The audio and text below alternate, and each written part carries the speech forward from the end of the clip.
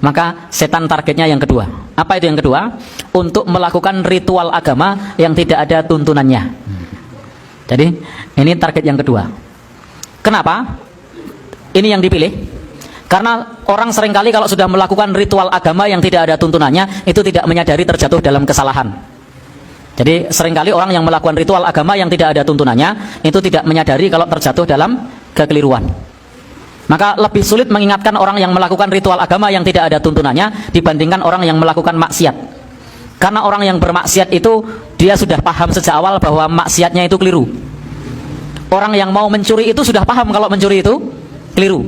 Tetapi orang yang melakukan ritual agama yang ritual tersebut tidak dituntunkan, maka dia tidak menyadari bahwa dirinya terjatuh dalam kekeliruan.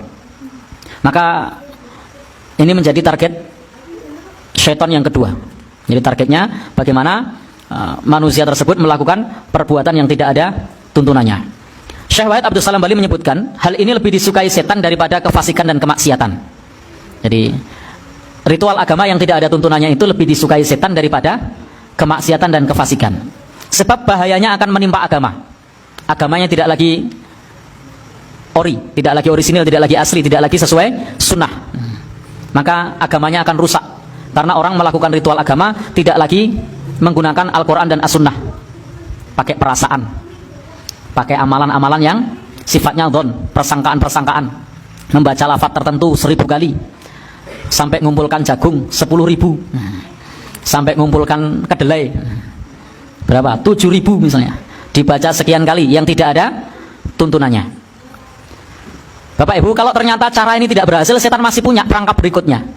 Jadi perangkap satu lolos, maka masih ada perangkap yang kedua. Ibarat orang perang, ranjau itu tidak cuma satu, ranjaunya banyak. Ranjau satu lolos, maka masih ada ranjau yang lain. Jangan senang dulu di medan perang. Kalau ranjaunya sudah meletus, lalu kemudian menganggap dirinya sudah aman, padahal masih ada ranjau yang lain. Maka Bapak Ibu, karena ritual yang tidak ada tuntunannya ini, seringkali mereka tidak menyadari bahwa itu adalah perbuatan dosa, padahal menyelisih dakwah Rasulullah Sallallahu Alaihi Wasallam. Jadi seringkali tidak merasa. Dan jika orang sudah melakukan sesuatu yang tidak ada tuntunannya, biasanya juga mudah untuk diarahkan kepada kesyirikan dan tidak menyadari bahwasanya itu adalah kesyirikan. Kemudian dibuat sanepo, dupo, dudu opo-opo. Nah, seolah-olah meremehkan bahwasanya itu bukan kesyirikan, itu bukan sesuatu yang tidak ada tuntunannya. Memang awalnya dupo, dudu opo-opo, tetapi dalam keyakinannya kalau saya tidak melakukan ini akan terjadi malapetaka. Akhirnya terjatuh juga dalam kesyirikan karena menganggap kalau tidak ngobong dupo dianggap nanti ada malapetaka. Dan biasanya dibisikkan dengan macam-macam. Kalau tidak melakukan ini nanti akan celaka. Kalau tidak melakukan itu nanti akan binasa. Kalau itu ditinggalkan nanti tanggung sendiri akibatnya. Sering mendengar yang begitu? Iya.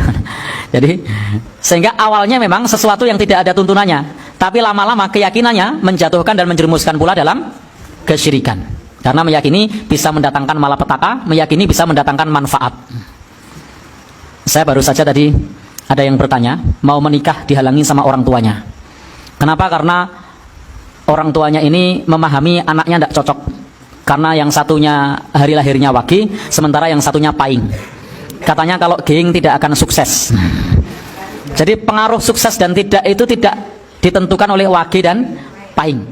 Allah Subhanahu wa taala yang sudah menjamin rezeki masing-masing. Jadi yang namanya orang sudah ikhtiar nih bonangi tidak sukses saja banyak, kok masalah hanya karena wage dan paing lalu dianggap tidak sukses. Nah, jadi yang penting bagaimana kita ikhtiar dan terus berdoa kepada Allah Subhanahu wa taala. Jangan sandarkan tawakal kepada hari lahir. Apakah kemudian kalau pasangannya bukan paing lalu sukses? Nah, belum tentu. Nah, sehingga Bapak Ibu, itu bukan ukuran, bukan tingkatan untuk kemudian menjadi sukses. Baik, di bab ini kalau ternyata gagal melancarkan cara yang kedua, untuk ritual yang tidak ada tuntunannya ini macam-macam ya. Saya tidak perlu sebutkan satu persatu karena pembahasan tentang masalah ini nanti bisa melebar. Saya sampaikan saja secara umum ritual agama yang tidak ada tuntunannya. Karena kalau dalam muamalah itu silakan inovasi. Dalam masalah teknologi silakan inovasi. Silakan berkreasi. Itu dalam masalah dunia. Nabi sendiri berkata, antum a'lamu bi umuri dunyakum. Kalian lebih tahu dengan urusan dunia kalian. Jadi kalau urusan dunia silakan kreasi. Silakan untuk berinovasi. Tapi kalau agama jangan sekali-kali berinovasi. bikin tata cara sholat sendiri, nah, ya tidak diterima. Bikin tata cara zikir sendiri, diracik sendiri, nah, ya tidak diterima. Karena prinsip di dalam ibadah itu, satu harus iman kepada Allah, Islam. Dua harus ikhlas. Tiga harus ittiba. Maka harus terpenuhi tiga syarat ini. Kalau tiga syarat ini tidak dipenuhi, maka tidak akan diterima. Jadi wajib beriman Islam. Kalau ada orang tidak iman Islam kok melu sholat, yo konyol. Karena harus syahadat dulu, iman Islam dulu. Yang kedua, dia sudah iman Islam kok melakukannya tidak ikhlas, sama juga tidak diterima. Dia melakukannya sudah ikhlas, tapi ternyata ritual agamanya tidak dituntunkan. Tidak dituntunkan. Harus dilakukan malam Jumat. Jadi harus dilakukan malam Jumat misalnya. Sebelumnya hari Kamis harus berpuasa. Setelah itu diawali rokaat pertama surat ini, rokaat kedua surat itu setelah selesai membaca zikir tertentu 27 kali misalnya. Nah, tuntunannya dari mana? Tetapi orang awam seringkali mengatakan, "Loh kan baik toh, disuruh sholat." Permasalahan di dalam ibadah ini bukan masalah baik atau tidak baik, tapi ada tuntunannya atau tidak. Jadi ada tuntunannya atau tidak. Lalu kemudian mereka mengatakan lagi, "Loh kan tidak ada larangannya. Di dalam masalah ibadah itu jangan pakai larangan." Ada tidak tuntunannya? Jika hanya karena tidak ada larangannya, niscaya sholat subuh 5 rakaat pun tidak ada larangannya. Coba tunjukkan sama saya, mana larangan sholat subuh 5 rakaat? Ada tidak? Tidak ada. Tapi bagaimana kalau sholat kita subuhnya langsung 5 rakaat? Maksudnya untuk apa? Biar sekalian berkeringat. Berpahala apa enggak? Loh kan tidak ada larangannya? Ada larangannya enggak? Tidak ada. Kenapa enggak boleh? Karena tidak sesuai tuntunan. Nah, orang seringkali mengatakan, "Loh kan tidak ada larangannya." Maka Bapak Ibu yang berbahagia, dalam ibadah jangan tanya larangan, tapi tanya ada tuntunannya apa enggak. Kalau tidak ada tuntunannya, tidak usah dikerjakan. Karena andai hanya ukurannya tidak ada larangannya, maka Bapak Ibu yang berbahagia, sholat duhur setelah isya itu tidak ada larangannya. Ada larangannya enggak? Tidak ada. Nabi tidak pernah mengatakan, "Janganlah kalian sholat duhur setelah isya." Tidak pernah. Tapi kalau sholat duhur setelah isya bagaimana? Tidak diterima karena tidak sesuai tuntunan. Nah, jadi itu untuk memudahkan memahami saja. Sehingga jangan bertanya tentang masalah larangan.